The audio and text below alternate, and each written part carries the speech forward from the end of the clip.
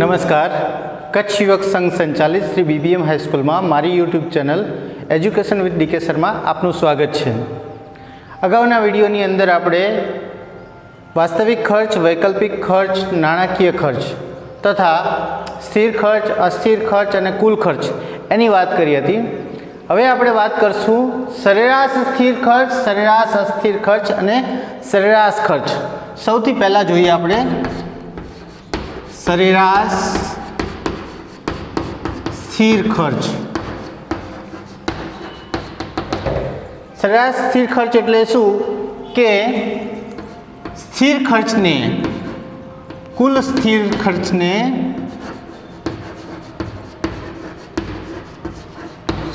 ઉત્પાદનના એકમો વડે ભાગવાથી જે ખર્ચ મળે તેને સરેરાશ સ્થિર ખર્ચ કહેવામાં આવે છે। એટલે સૂત્ર જોઈએ તો સરેરાશ સ્થિર ખર્ચ બરાબર સ્થિર ખર્ચ ભાગ્યા ઉત્પાદનના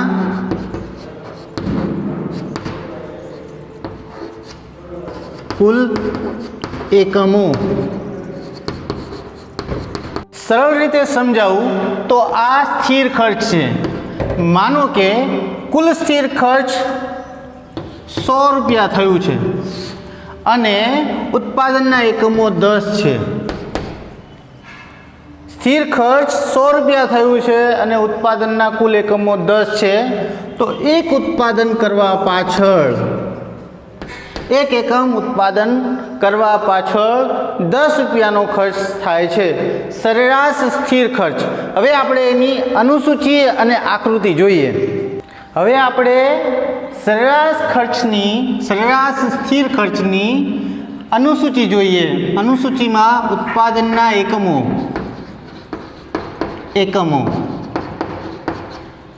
10, 20, 30, 40 અને 50 એ પ્રમાણે ઉત્પાદનના એકમો। સ્થિર ખર્ચ, કુલ સ્થિર ખર્ચ, કુલ સ્થિર ખર્ચ 100 અને 100। અહીંયા યાદ રાખજો, સ્થિર ખર્ચ હંમેશા સ્થિર જ રહે છે। વ્યાખ્યા યાદ રાખવાની, ઉત્પાદન વધે તો ખર્ચ વધતું નથી, ઉત્પાદન ઘટે તો ખર્ચ ઘટતું નથી, અને ઉત્પાદન શૂન્ય હોય તો પણ યથાવત જ રહે છે, તેને સ્થિર ખર્ચ કહેવામાં આવે છે। હવે આ સૂત્ર પહેલાં ગુજરાતીમાં આપણે લખ્યું હતું, સરેરાશ સ્થિર ખર્ચ બરાબર કુલ સ્થિર ખર્ચ ભાગ્યા કુલ ઉત્પાદનના એકમો, AFC, average fixed cost is equal to total fixed cost ભાગ્યા ટોટલ પ્રોડક્શન। આ એનું સૂત્ર છે, યાદ રાખવાનું, સરેરાશ સ્થિર ખર્ચ। હવે સરેરાશ સ્થિર ખર્ચમાં 100 ભાગ્યા 10 એટલે 10, 100 ભાગ્યા 20 એટલે 5, 100 ભાગ્યા 30 એટલે 3.33, 100 ભાગ્યા 40 એટલે 2.5 અને 100 ભાગ્યા 50 એટલે 2। આ સ્થિર ખર્ચ છે। એટલે સરેરાશ સ્થિર ખર્ચ જેમ જેમ ઉત્પાદનના એકમો વધતા જાય તેમ તેમ સરેરાશ સ્થિર ખર્ચ ઘટતું જાય છે। પણ એક બાબત હંમેશા નોંધવા જેવી છે કે સરેરાશ સ્થિર ખર્ચ ક્યારેય શૂન્ય થતું નથી। આ અનુસૂચિ ઉપરથી આપણે એની આકૃતિ જોઈએ, પણ યાદ રાખવાનું આપણે પહેલાં તો સ્થિર ખર્ચ। સ્થિર ખર્ચ કેટલું છે? 100 રૂપિયા છે। ઉત્પાદન વધે તો પણ શું, ઉત્પાદન ઘટે તો પણ શું, સ્થિર ખર્ચ સ્થિર જ રહે છે, આ યાદ રાખવાનું પહેલાં। પછી આપણે સરેરાશ સ્થિર ખર્ચની રેખા જોઈએ, એની આકૃતિ જોઈએ. OX ધરી પર ઉત્પાદનના એકમો અને OY ધરી પર સરેરાશ સ્થિર ખર્ચ. હવે અનુસૂચિ લેવાની, આપણે અનુસૂચિ એવી રીતે લેવાની કે સ્કેલમાં બરોબર આવે. તો આપણે અહીંયા અનુસૂચિ 2, 4, 6, 8 અને 10 એ પ્રમાણે અનુસૂચિ લઈશું. ઉત્પાદનના એકમો 10, 20, 30, 40 અને 50 એવી રીતે ઉત્પાદનના એકમો. હવે ઉત્પાદન 10 થાય છે ત્યારે સરેરાશ સ્થિર ખર્ચ કેટલું છે? 10 છે. હવે 20 એકમો થાય છે ત્યારે કેટલું છે? તો 5 છે. પછી 3.33 આ 3 છે તો અહીંયા 33, પછી 2.5 અને પછી 2. આ બધા બિંદુઓને આપણે જોડી દઈએ તો આપણને મળે AFC, એવરેજ ફિક્સ્ડ કોસ્ટ, સરેરાશ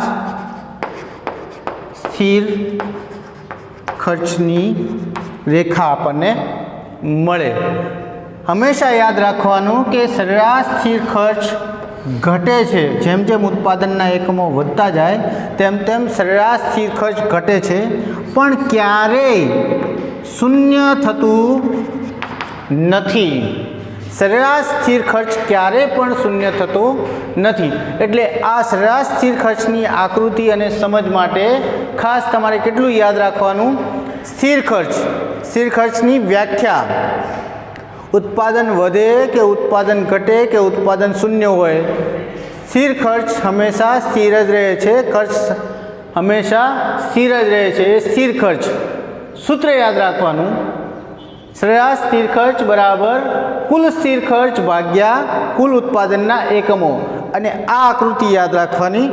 પછી તમને આ આકૃતિ યાદ રાખવાની. એટલે સરેરાશ સ્થિર ખર્ચમાં જેમ જેમ ઉત્પાદનના એકમો વધતા જાય, ઉત્પાદન વધતું જાય, તેમ તેમ સરેરાશ સ્થિર ખર્ચ ઘટતું જાય છે, પણ ક્યારેય શૂન્ય થતું નથી. હવે આપણે જોઈએ સરેરાશ અસ્થિર ખર્ચની આકૃતિ અને તેની સમજૂતી. તો સરેરાશ અસ્થિર ખર્ચ એટલે શું? જ્યારે કુલ અસ્થિર ખર્ચને કુલ ઉત્પાદનના એકમો વડે ભાગવામાં આવે ત્યારે આપણને મળે સરેરાશ અસ્થિર ખર્ચ.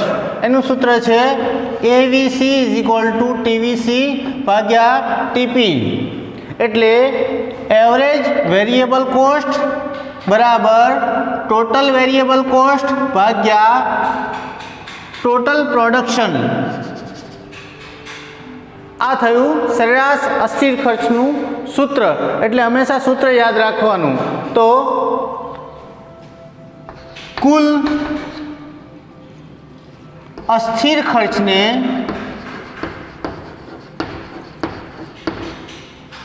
કુલ ઉત્પાદનના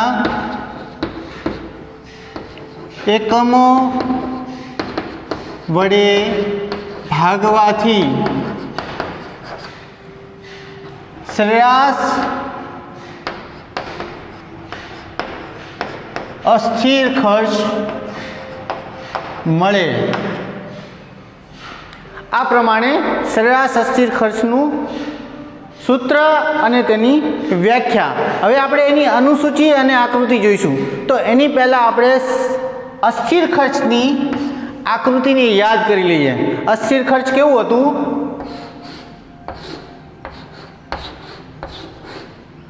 આ અસ્થિર ખર્ચ હતું.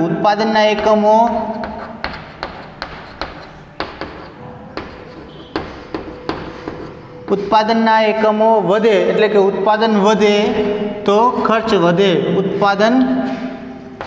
ઉત્પાદન ઘટે તો ખર્ચ ઘટે, અને ઉત્પાદન શૂન્ય હોય તો શૂન્ય રહે.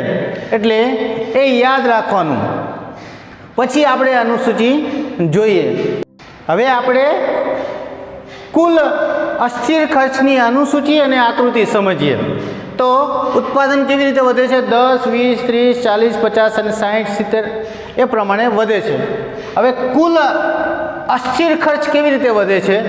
પહેલાં 10 એકમો વખતે 80 રૂપિયાનો ખર્ચ થયો, 20 એકમો વખતે 150. હવે તમને એમ થાય કે 10 80 રૂપિયાનો ખર્ચ થયો તો 20 160 રૂપિયાનો થવો જોઈએ, પણ થયો છે કેટલો? 150. હવે 30 એકમે 8 તરી 24 240 રૂપિયાનો ખર્ચ થવો જોઈએ, પણ થયો છે કેવી રીતે? 210. તો આ ખર્ચ વધ્યો છે, પરંતુ અર્થશાસ્ત્રના સિદ્ધાંત પ્રમાણે ઘટતા દરે અસ્થિર ખર્ચ વધે છે. સ્થિર ખર્ચ વધે છે ખરું, પણ ઘટતા દરે વધે છે. એટલે 80ના બદલે 80, પછી 150, 210, 290, 390, 500 અને 620 આ પ્રમાણે ખર્ચમાં વધારો થાય છે. ખાસ યાદ રાખજો, અસ્થિર ખર્ચ, કુલ અસ્થિર ખર્ચ વધે છે ખરું, પરંતુ ઘટતા દરે વધે છે. તમને સામાન્ય સમજ આપું, આપણે એક મકાન બનાવવું હોય તો માનો કે 10 લાખ રૂપિયા થાય. સામાન્ય સમજ માટે 10 લાખ રૂપિયા થાય તો 10 મકાન બનાવવા હોય તો 1 કરોડ રૂપિયા થવા જોઈએ, પરંતુ 1 કરોડ થતા નથી. કેટલા થાય છે? 90 લાખ રૂપિયા થાય છે. 10 લાખ રૂપિયા બચે છે. એટલે જેમ વધારે મકાન બનાવવામાં આવે, મોટા મોટા બિલ્ડરો છે એક સાથે મકાન બનાવે છે, એનું કારણ શું છે? તો એનું કારણ એક જ છે કે જ્યારે એક સાથે ઉત્પાદન કરવામાં આવે ત્યારે ઈંટનો ખર્ચ કે સિમેન્ટનો ખર્ચ કે લોખંડનો ખર્ચ એ છે એ ઓછો થાય, પ્રમાણમાં સસ્તું પડે એક સાથે વસ્તુ મંગાવીએ. એટલે જેમ જેમ વધારે ને વધારે ઉત્પાદન કરતા જઈએ તેમ તેમ ખર્ચ છે એ વધે છે ખરો, પણ કેવી રીતે? ઘટતા દરે વધે છે. એટલે આ પ્રમાણે કુલ અસ્થિર ખર્ચ 80, 150, 210 એ પ્રમાણે વધે છે, પરંતુ ઘટતા દરે વધે છે. પછી સરેરાશ અસ્થિર ખર્ચ, આપણને સૂત્ર ખબર છે, ABC = TVC / TP. તો આ આપણને સૂત્ર ખબર છે, એટલે 80ના ભાગ્યા 10 તો 8, 150ના ભાગ્યા 20 એટલે 7.5, 210ના ભાગ્યા 30 એટલે 7. એ પ્રમાણે આપણને આ સરેરાશ અસ્થિર ખર્ચ મળે છે. હવે એ આંકડાઓને આપણે અહીંયા મૂકતા આપણને આ રેખા મળે છે ABC, જેમાં હવે જોજો, ખાસ ધ્યાન રાખજો, કુલ અસ્થિર ખર્ચ છે એ વધે છે ખરું, ઘટતા દરે વધે છે, પરંતુ જેમ જેમ ઉત્પાદનના એકમો વધારતા જઈએ તેમ તેમ સરેરાશ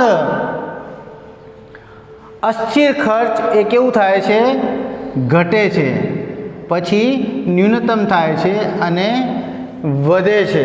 એટલે આપણે ક્યારે ઉત્પાદન ઘટાડી દેવું જોઈએ? આપણને ખબર પડવી જોઈએ કે સરેરાશ અસ્થિર ખર્ચ છે એ ઓછું જ્યાં થાય, ન્યૂનતમ થાય, માનો કે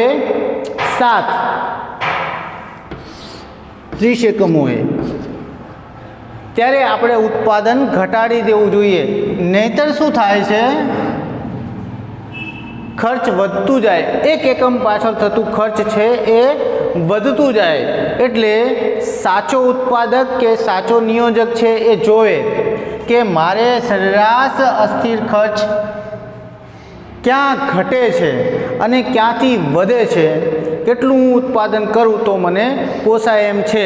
તો 30 એકમોનું એ ઉત્પાદન કરે ત્યાં સુધી એનું સરેરાશ અસ્થિર ખર્ચ કેવું થાય છે? ઘટે છે, પછી ધીમે ધીમે વધે છે. એટલે આ થઈ આપણી સરેરાશ અસ્થિર ખર્ચની રેખા અને સમજૂતી. હવે આપણે જોઈએ સરેરાશ ખર્ચ. હવે સરેરાશ ખર્ચને તમે જ્યારે જુઓ છો ત્યારે બધું યાદ રાખવું પડે. શું યાદ રાખવું પડે? સ્થિર ખર્ચ, સરેરાશ સ્થિર ખર્ચ, અસ્થિર ખર્ચ, સરેરાશ અસ્થિર ખર્ચ અને પછી સરેરાશ ખર્ચ. કારણ કે સરેરાશ ખર્ચ એ સરેરાશ સ્થિર ખર્ચ, અને સરેરાશ અસ્થિર ખર્ચનો સરવાળો છે। તો હવે આપણે સરેરાશ ખર્ચ જોઈએ તો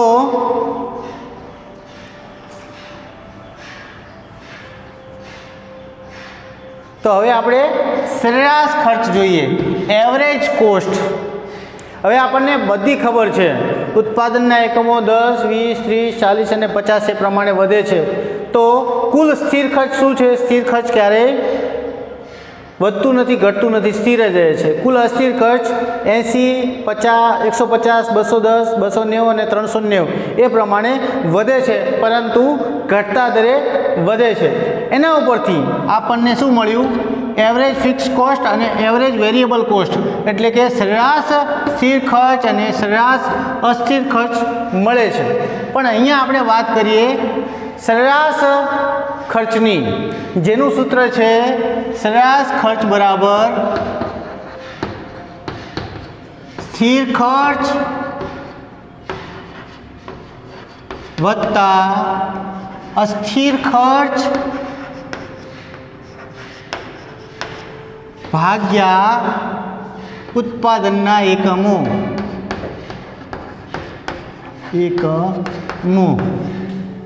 આ ઉત્પાદનના આ સરેરાશ ખર્ચનું સૂત્ર છે। એટલે આપણને અહીંયા સ્થિર ખર્ચ મળી ગયું છે। સ્થિર ખર્ચ શું છે? 100 રૂપિયા। સરેરાશ અસ્થિર ખર્ચ પણ મળી ગયું છે, કુલ અસ્થિર ખર્ચ એ પણ મળી ગયું છે। હવે આ બંનેનો સરવાળો કરીને ઉત્પાદનના એકમો વડે ભાગવાનું। આ ઉત્પાદનના એકમો છે, આ ઉત્પાદનના એકમો વડે ભાગવાથી આપણને શું મળે? સરેરાશ ખર્ચ। એટલે કુલ સ્થિર ખર્ચ વત્તા કુલ અસ્થિર ખર્ચનો સરવાળો આ છે 180, 250, 310, 390, 490। આપણે કુલ ખર્ચને કુલ ઉત્પાદનના પ્રમાણ વડે ભાગીએ તો આપણને શું મળે? AC એટલે કે સરેરાશ ખર્ચ મળે। એટલે ઉત્પાદનના 10 એકમો ખર્ચ કરવાથી 18 રૂપિયાનો ખર્ચ થાય છે, પછી 12.5નો ખર્ચ થાય છે, પછી 10.33નો ખર્ચ થાય છે, પછી 9.7નો ખર્ચ થાય છે અને પછી 9.8નો ખર્ચ થાય છે। એટલે અહીંયા કુશળ નિયોજક એ પોતાનું ઉત્પાદન અટકાવી દેશે, કારણ કે પછી જો ઉત્પાદન કરે તો શું થાય? પછી એનો સરેરાશ ખર્ચ છે એ વધારાના ઉત્પાદન કરવાથી વધે છે। એટલે 9.8 એટલે અહીંયા સુધી આપણે રાખ્યું છે। તો આ જે ચોથું એકમ છે અથવા તો 40 એકમ ઉત્પાદન કર્યા છે, પછી જે ખર્ચ થાય છે એના પછીના 50મા એકમે એટલે કે 50 એકમોનું ઉત્પાદન કરવાથી 9.8નો ખર્ચ થાય છે। એટલે પછી જેમ જેમ વધારે ને વધારે ઉત્પાદન કરવામાં આવે તો પછી એ ખર્ચ સરેરાશ ખર્ચ વધતો જાય। એટલે ઉત્પાદનમાં ઉત્પાદક એ હંમેશા જોવે છે કે કુલ ખર્ચ કેટલું આવે છે, કુલ સરેરાશ સ્થિર ખર્ચ કેટલું આવે છે, સરેરાશ અસ્થિર ખર્ચ કેટલું આવે છે, અને એના આધારે સરેરાશ ખર્ચમાં કેટલો ફરક પડે છે અથવા તો ક્યાં સુધી એ ઘટે છે અને પછી ક્યારે એ વધવાનું શરૂ કરે છે। હવે આપણે એની આકૃતિ જોઈએ।